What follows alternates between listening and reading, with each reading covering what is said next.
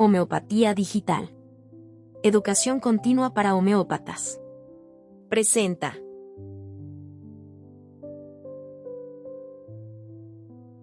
Hola, ¿qué tal? ¿Cómo estás? Espero que estés teniendo un muy buen día.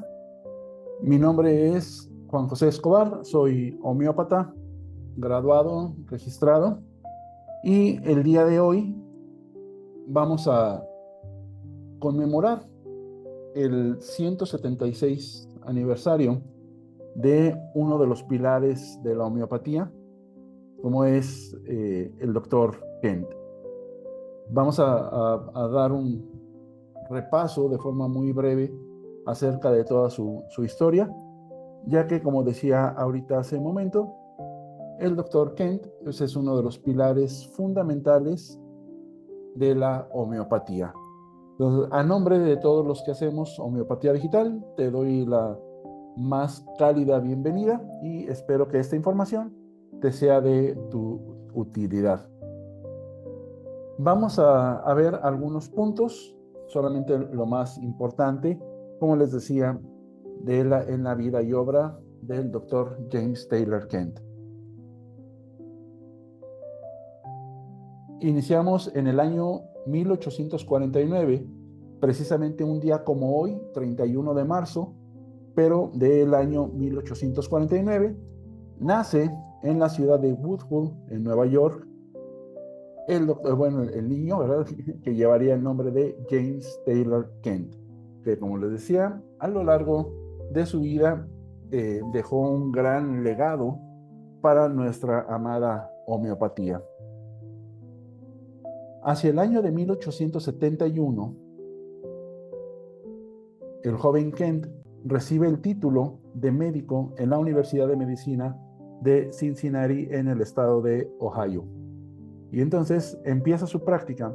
Recordemos que Kent inició su práctica como médico alópata, que fue precisamente un par de años después de su graduación, 1873, cuando inicia la práctica ya como un profesional, como un médico alópata, pero no en su natal, no en donde estudió, en Ohio, sino en San Luis, Missouri. Contrae matrimonio Kent con la señorita Clara Louise, pero su esposa, ahora ya esposa, en 1878, empieza a desarrollar una enfermedad que para aquel tiempo los médicos, colegas del doctor Kent, no hallaban una cura posible. La esposa de Kent, la señora Clara Louise Tobey Kent, tenía un padecimiento conocido como miastenia gravis.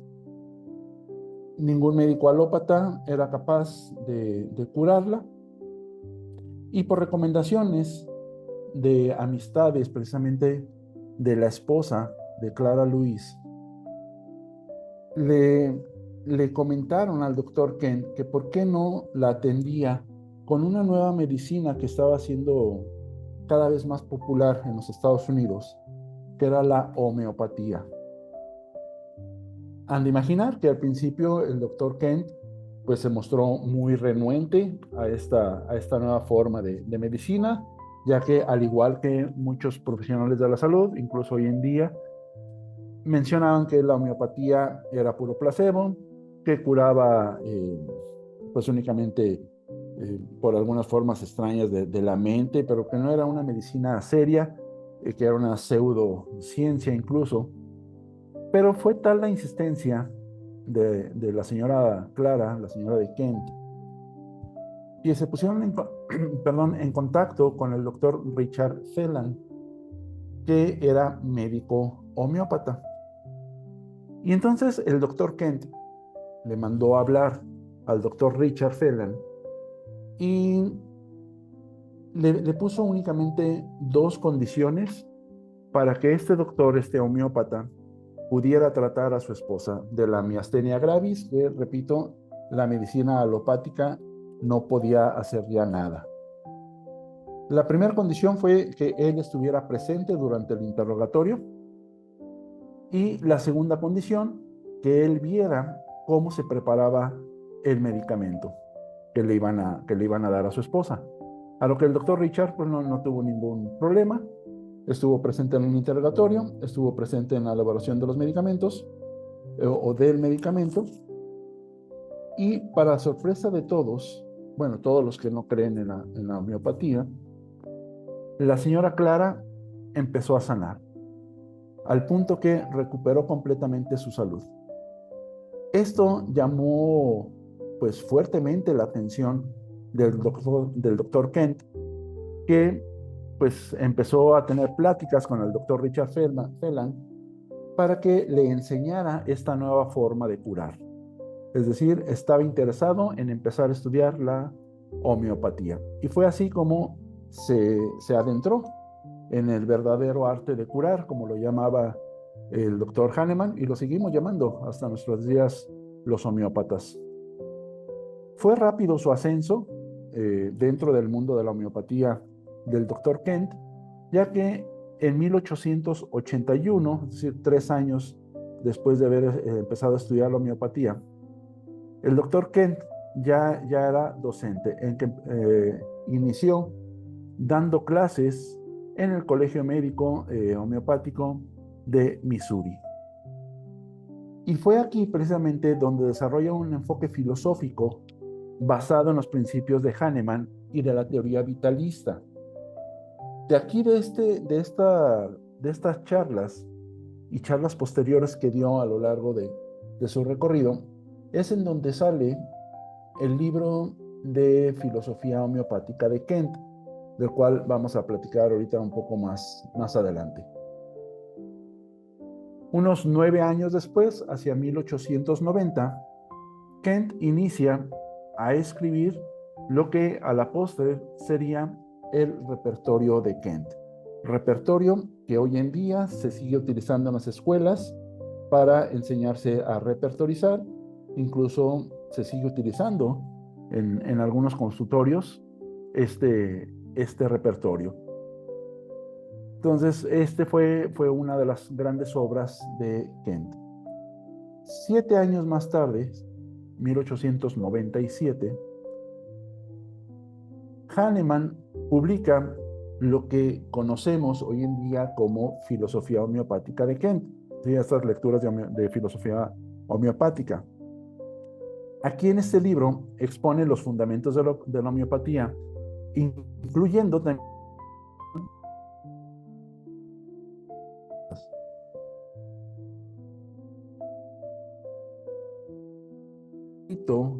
propiamente dicho por el doctor Kent, ya que él, pues bueno, tenía múltiples ocupaciones.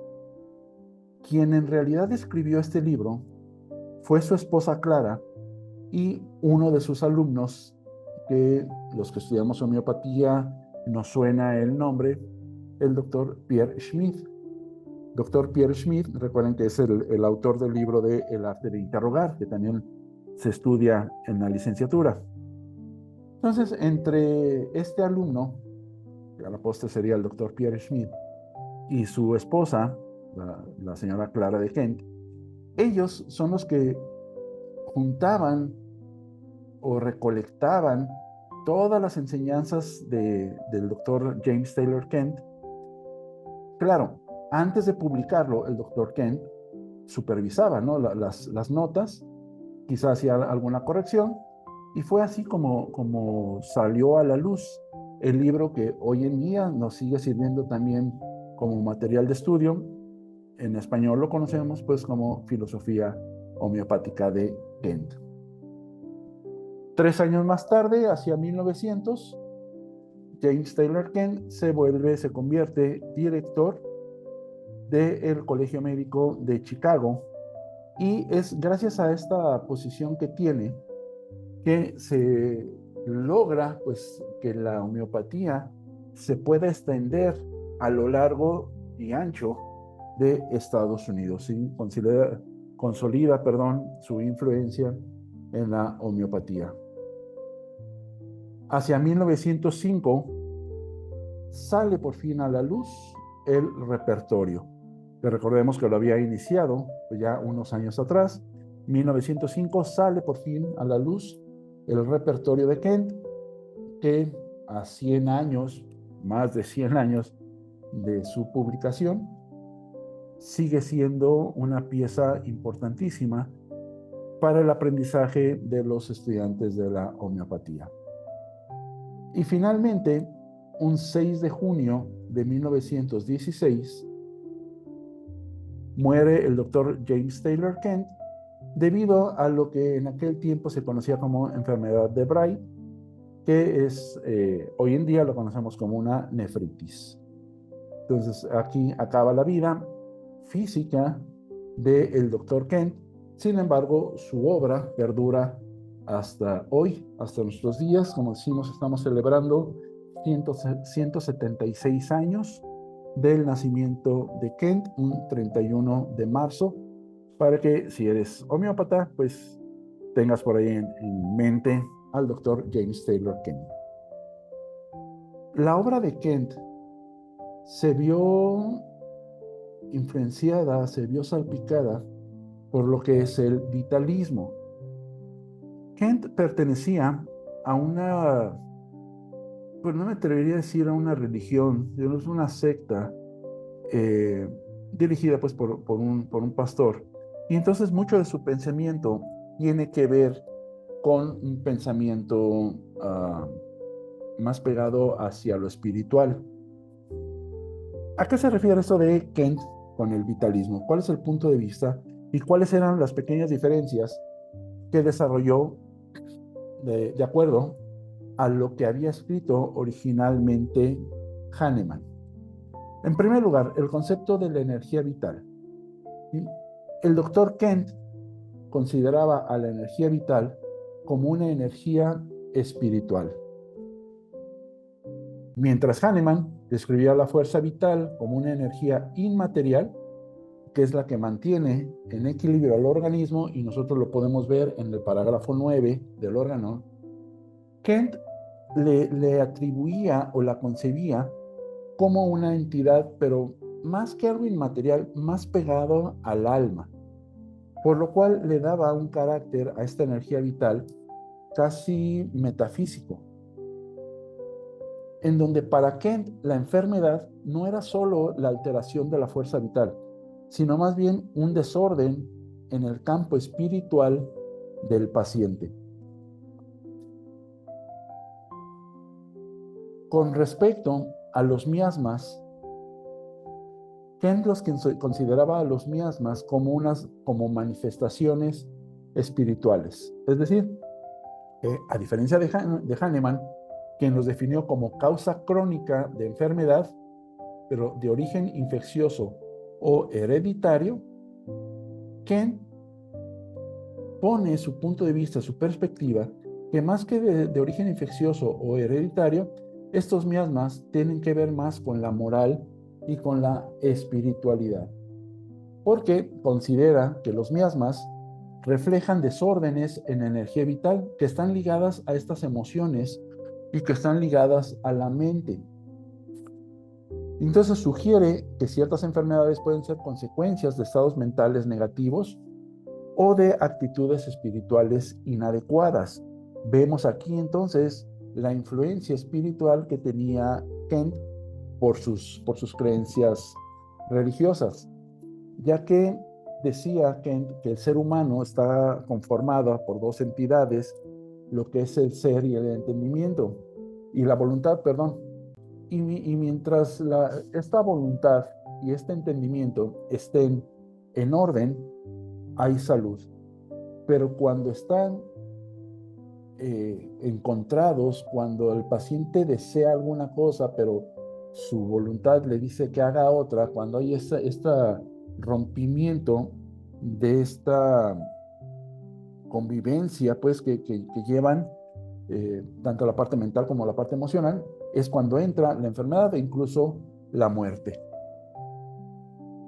La importancia del sistema de los síntomas mentales en nuestra consulta viene por influencia de Kent, ya que Kent le daba mucha importancia a los síntomas mentales. Él los tenía como prioridad, síntomas mentales y emocionales, los consideraba más importante, y es lo que seguimos utilizando hoy en día en la jerarquía de los síntomas, les daba más importancia que los síntomas particulares, ¿sí? Al momento, pues, de seleccionar el remedio. El racional de él era que la mente domina al cuerpo y que las alteraciones de la salud, como estamos viendo ahorita en la diapositiva, comienzan en el plano mental antes de que se manifiesten físicamente. El doctor Patak, en el libro de enfermedades crónicas, también él hace hincapié, e incluso llega a decir muchas veces que las enfermedades, todas, tienen un origen mental, y cómo algo que es inmaterial se puede volver material. Él usaba un ejemplo de cuando una persona está bajo estrés.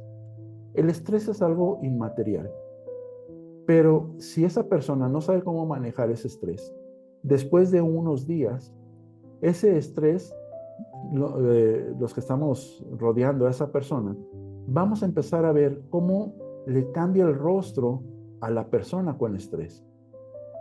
Y entonces, lo que antes era inmaterial, ese estrés, se vuelve material, se empieza por decirlo de alguna forma, a deformar la cara de la persona que sufre estrés. Esta idea de Patak entonces viene muy ligada a lo que estaba comentando o lo que comentaba el doctor Kent. Entonces, esta idea lo lleva a enfatizar en su repertorización síntomas psicológicos y síntomas del estado de ánimo, y hace mucho hincapié en que los síntomas psicológicos, los síntomas del estado de ánimo, son pieza clave para llegar al similimum. Finalmente, Kent habla sobre los remedios homeopáticos como una energía dinámica. Se adelantó mucho a su tiempo en este concepto, porque para Kent la potencia homeopática no actúa a un nivel meramente físico, sino al campo energético y espiritual del paciente, porque sabemos que potencias arriba de la 12 es exclusivamente energía, una energía electromagnética que, bueno, ya se han encargado de estar demostrando, ¿no? Tanto el doctor, perdón, se me pasó ahorita el nombre de Marc Henry, que es un doctor en física, y el doctor Luc Montagnier, que ya murió. Ellos hicieron esta investigación en donde se comprobó que la energía se transmite de la planta al líquido, que es el que nosotros damos, o del animal al medicamento, a través de impulsos electromagnéticos. Y entonces Kent ya tenía esta idea de campos energéticos y campos espirituales. Recuerdo que en una ocasión, el doctor José García Escobar, un excelente homeópata, cabe mencionar, en mi punto de vista, uno de los mejores homeópatas que he tenido como maestro, incluso si no es que el mejor maestro que he tenido es el doctor José García Escobar. Él habla con respecto a esta parte espiritual. Él habla y nos dice que el medicamento homeopático actúa a niveles tan profundos como la conciencia, muy en línea con lo que decía el doctor Kent. Y entonces postula que los remedios altamente dinamizados, es decir, potencias arriba de la 12, como decía Hahnemann en sus notas dictadas en París, en los escritos menores de Hahnemann, que le decía a sus alumnos: aléjense de las potencias menos desarrolladas, utilicen potencias cercanas a la 30, o si son superiores, mejor. Entonces, a eso se refiere, que a estos remedios altamente dinamizados no contienen sustancia material, lo acabamos de mencionar hace poco, pero transmiten esta influencia vibracional y energética, lo que comprobaron años después el doctor Marc Henry y el doctor Luc Montagnier. Y es a través de esta energía, que ahora ya sabemos que es energía electromagnética, es como se restablece la armonía en la fuerza vital, y por lo tanto con esto se recupera la salud del paciente. Bueno, pues esta es una pequeña semblanza de la vida y obra del doctor James Taylor Kent, que, repito, un día como hoy, 31 de marzo, estamos celebrando su 176 aniversario. A nombre de todos los que hacemos homeopatía digital, te agradezco que hayas dedicado estos minutos y seguimos en contacto. Hasta la próxima.